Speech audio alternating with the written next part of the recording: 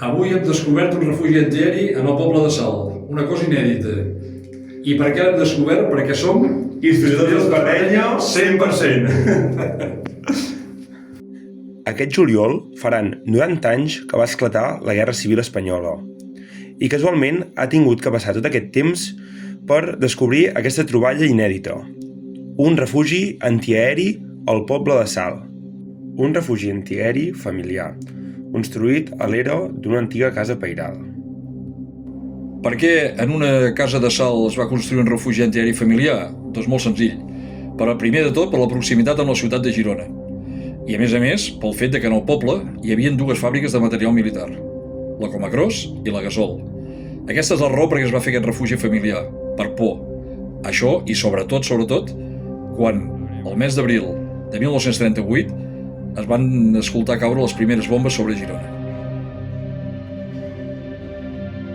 Això sí, està fet un palet això. Ja.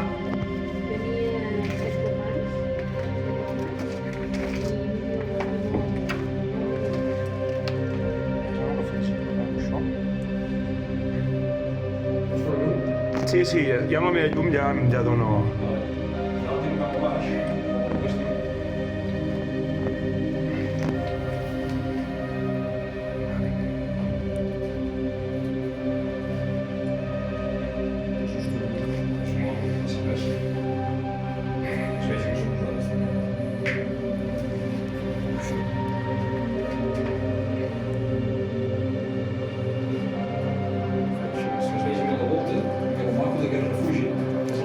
Sí, amb aquests colors.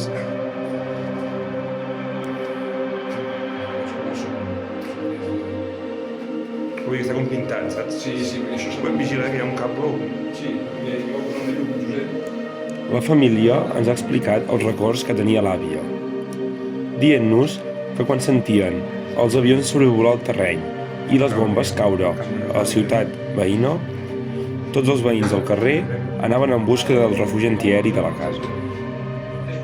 La capacitat d'aquest refugi ens fem una idea de que seria d'unes 15 o 20 persones.